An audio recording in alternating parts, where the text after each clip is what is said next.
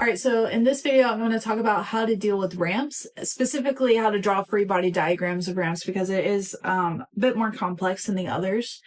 With ramps, I do like to use friction a lot, so we'll also talk about that. But for ramps, the driving force of a whole ramp system is gravity. Kind of similar to pulleys. Pulleys are driven by gravity, so are ramps, and it's due to the inclined slope. Gravity will naturally start to pull the object down the ramp. Okay, so drawing a free body diagram for AP Physics, they actually want you to just stick with the original forces. They don't want you to break it down into X and Y components. So if you'll look like right here, and see how I have FG cosine of theta and FG sine of theta. For the AP exam, they don't want you to break it down into those smaller pieces. They want you to stick with the main forces. Okay, so on a ramp, you always want to point gravity pointing straight down to the earth. The normal force needs to come perpendicular to the surface. So my ramp is on an incline. If you kind of tilt your head, you need to make sure it's coming straight out of the ramp. It did say with a friction force. So if those are the only two forces, the box would naturally start to slide down because of gravity. So if the box is sliding down, then that means the friction force should be acting up the ramp. Okay, so there's your free body diagram. If you want to look at the net force in the X direction, for ramps, they actually look at a kind of tilted axis where X is along the ramp surface and Y would be coming in and out of the ramp.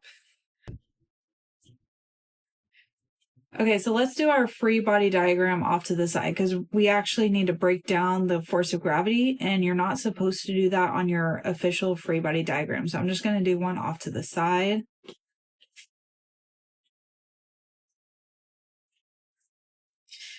And for force of gravity, it kind of makes this invisible right triangle. And the angle at the top is actually going to be the same angle as the angle on the ramp. And that's going to be the setup every time. So this is actually FG in the Y direction, and down below is FG in the X direction. So again, with ramps, we kind of tilt our head, and along the ramp is X, and then coming in and out of the ramp is Y. So let's break it down into sine and cosine. This angle is not the typical angle we're given. For this example, FGY, the Y direction, is adjacent. And so if that's adjacent, I'm going to do FG cosine of theta. And for FGX, that's the opposite side. So for the opposite side, I'm going to do FG sine of theta. Another thing that may be helpful, a lot of people find it hard to read FGX because it's way out in space. But just remember that you are allowed to slide vectors wherever you would like.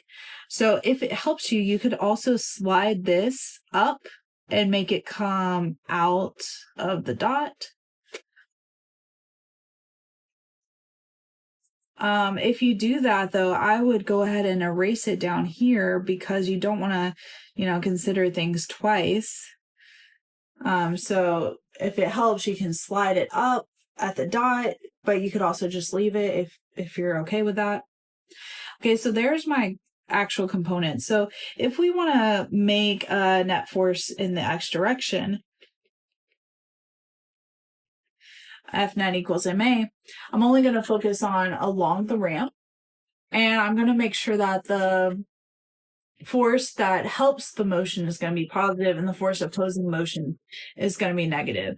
So if we look at that X direction, FGX is the positive, it's helping the motion, and force of friction is going to oppose that. I do want to replace FGX with FG sine of theta, just like we have written. Force of friction, we could also replace that with mu Fn. And actually, you also probably want to replace Fn. So let's look at our free body diagram. Now, usually the normal force is equal to gravity, but for ramps, it's not equal to all of gravity. The normal force is equal but opposite to FGY, which is FG cosine of theta. Okay, so that could be a great replacement. That way you know the mass and gravity. So the normal force opposes Fg cosine of theta, not the entire force of gravity. All right, so let's do the net force in the y. Now, in the y direction, you should not be accelerating because we're not falling through the ramp and we're not floating off of the ramp. So there's no acceleration in the y direction. Let's make the normal force positive since it's pointing up. And then on the opposite side of that, we have Fg cosine of theta. Okay, so much simpler over here because we don't have friction to deal with. So those would be your two net force. You really just need to take force of gravity and break it down into sine and cosine. For this triangle, the y direction is your cosine function and the x direction is your sine function. Okay, and here's it breaking down again, just in case. Let's look at the first problem, which I forgot to put a mass, so we're just going to do mass of 5 kilograms. Okay, so it says if the mu is equal to 0.25, so I immediately know I will have friction force if it's telling me that. What pulling force applied to the parallel ramp could the crate be pulled up the ramp? So we're trying to pull it up the ramp with a constant speed. Constant speed means acceleration is 0, meaning that the net force should be 0. Okay, so if we're looking at a free body diagram, we have Fg, we have Fn. We're trying to pull it up the ramp. So if we're trying to pull it up the ramp, it should be moving up. Think about where friction should be pointing. If we're pulling it up, the friction force should actually be pointing down. And I did realize that it does say a constant speed, so the net force should be 0. So I'm going to make those equal in size. That way it works out. Okay, let's go ahead and break down Fg into Fgy and Fgx.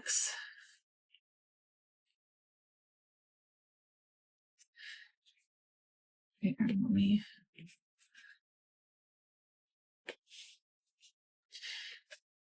All right, so if I break those components down into Fgy and Fgx, remember Fgy, based on the angle that's given, is Fg cosine of theta. And the Fgx, it is opposite of that angle, so we're going to do Fg sine of theta. We could also make this Fg come out of the dot so it's easier to see. So Fgx should be pointing down the ramp. So it should be moving the same direction as friction. Okay, so we want to know the pull force. So if that's the goal, then let's figure out if we really want to focus on X or Y. So if the goal is the pull force, we need to focus on the X direction. So I'm going to make an F net in the X direction. It's said with a constant speed, so there should be no acceleration, so there is no MA. Let's go ahead and make the pull force be positive since that's moving right and trying to go with the motion. And that means that there's two negative forces. Force of friction is acting left, and also Fgx is acting that way as well. So we have two negative forces. Go ahead and rearrange for F pull. So I'm going to leave F pull where it is, but I'm going to move the other two over so they become positive. I still don't know those values, so I'm going to go ahead and replace FF with mu Fn, and Fg can be replaced with mg. And it's Fgx, so mg sine of theta. Okay, so we're going to have to replace normal force. So let's look at normal force. The normal force right here should be equal but opposite to Fgy. So I'm going to replace normal force with FGY, which is FG cosine of theta.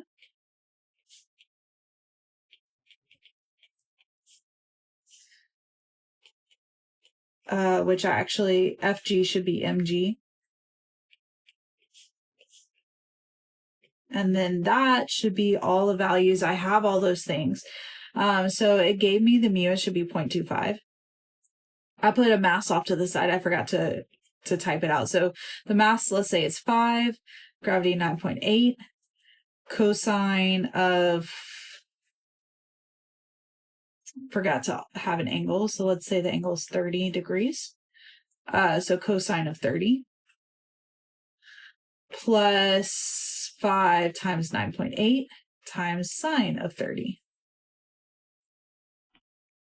Okay, so let's type that in.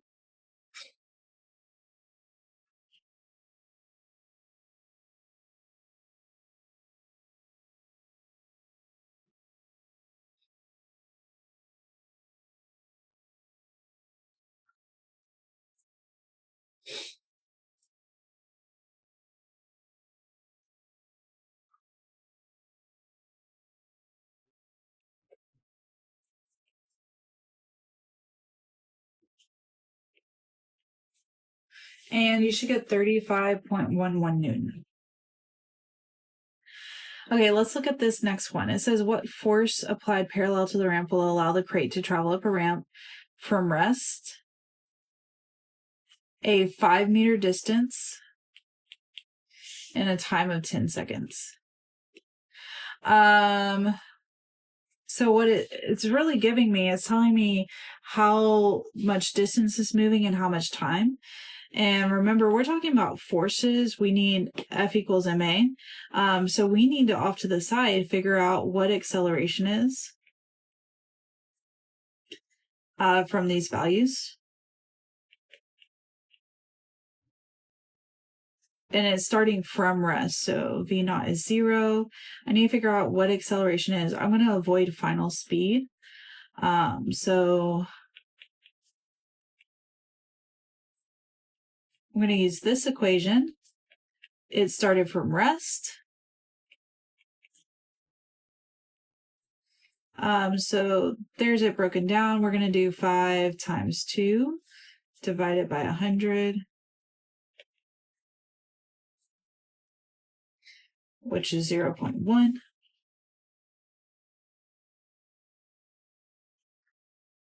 Yes, I am not bad at math right now. Okay, so it looks like my acceleration is 0.1 meters per second squared. So that's just some side work I had to do.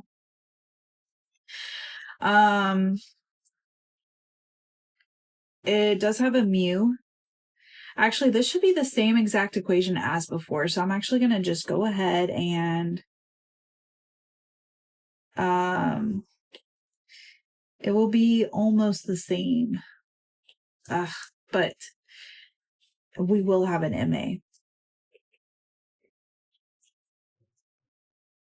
So the only difference is the F pull is going to be MA plus FF plus FGX.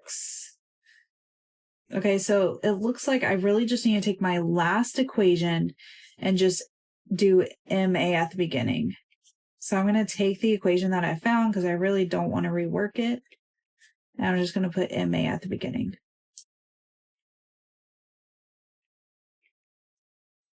Okay, so let's go ahead and plug in our values. The mass is 40. The acceleration is 0.1. The mu is 0.4. The mass is 40, 9.8. 30 is the angle.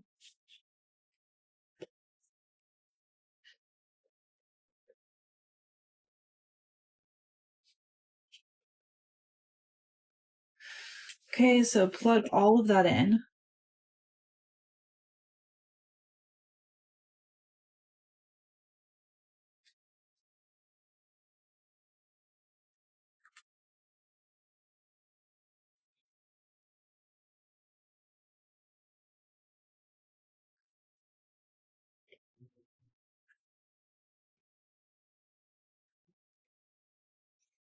And you get 335.79 newtons. Okay, what acceleration does the skier, so we're looking for acceleration, experience if the coefficient of friction is 0.04 and the angle is 16 degrees? Okay, so if we do a free body diagram, you have FG, Fn, and then he's going down the mountain, so we should have friction force pointing against that, so friction is going up. But to me, he's not skiing forward. His skis are at rest, and so he's not going to be propelling himself down. It should just be gravity acting down and then force of friction acting up.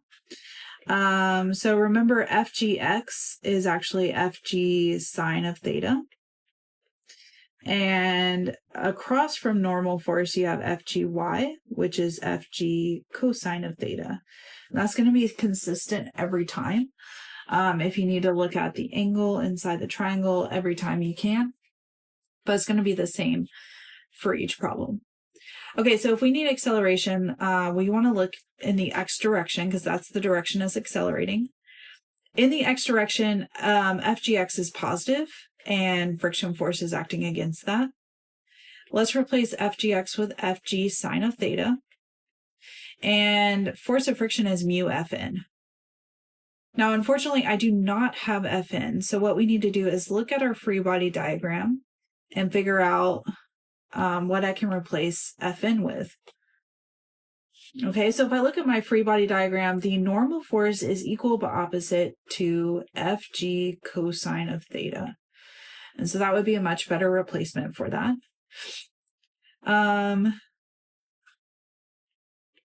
Remember, Fg should be replaced with mg, so I'm going to do that. And then I am solving for acceleration, so I really need to divide by mass on the other side. And something really interesting happens. Mass is in both of the terms on the top and down below. And if you know from math class, if it's in everything, it cancels out completely. So my acceleration is actually going to be g sine of theta minus mu g cosine theta. Okay, so if I plug that in,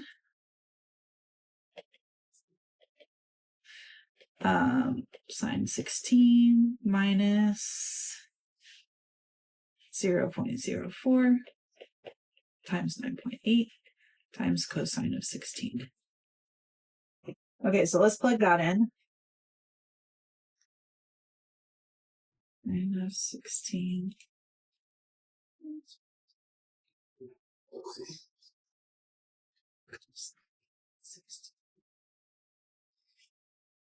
And we end up getting 2.32 meters per second squared. Okay, it also says, how would this value change if the skier's mass was doubled? Justify your answers symbolically, which just means you can use an equation, which we actually already did. My justification symbolically is that the acceleration is g sine theta minus mu g cosine theta. So if we double the mass, for ramps in particular, gravity is dependent on mass. So if you change the mass, gravity changes, but the mass is also dependent on friction because friction is the normal force, which is tied back to the mass. So we looked at that equation, and at the end of it, we realized that the mass actually cancels because everything depends on the mass. And if everything has mass in it, mathematically, the mass would cancel out. So if you double the mass, acceleration is not affected because mass cancels an equation. There is no mass.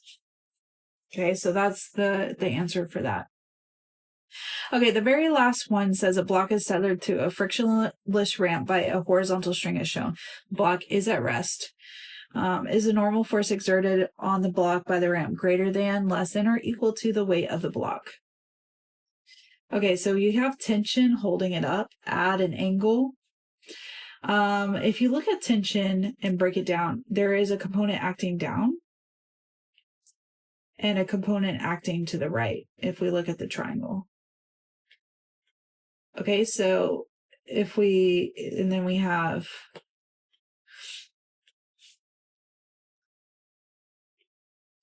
G and Fn. So I'm going to actually do a free body diagram down here. So if we look at the dot, we have Fn, Fg, and we also have T,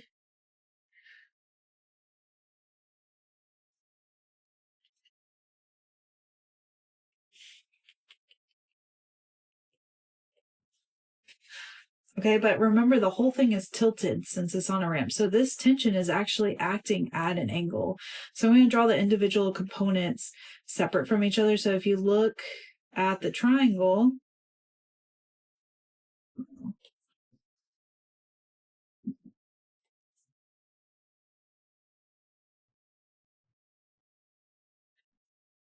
so if we look at our triangle, it actually looks more like this, where tension in the y direction is acting down, and tension in the x direction is acting up the ramp. Okay, so let's talk about what that means for the normal force. So remember, the normal force is gonna, in the y direction, we have no net force.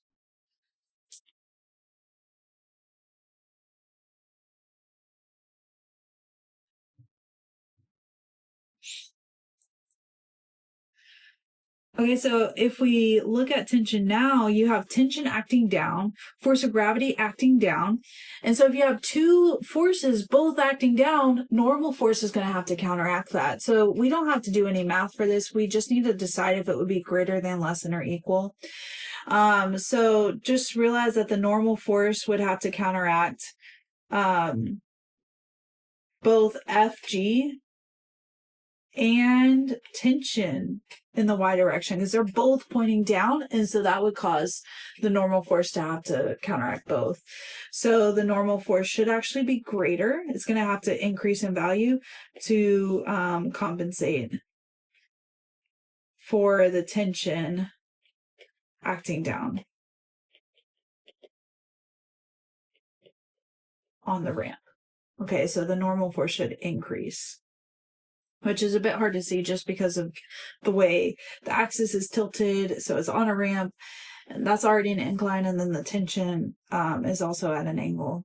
But if you just think about it, whether tension is acting up or down, then it becomes simple. Tension is pointing down, which would cause normal force to have to increase.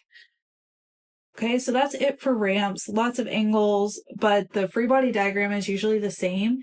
You're going to have to break down the force of gravity the same every time.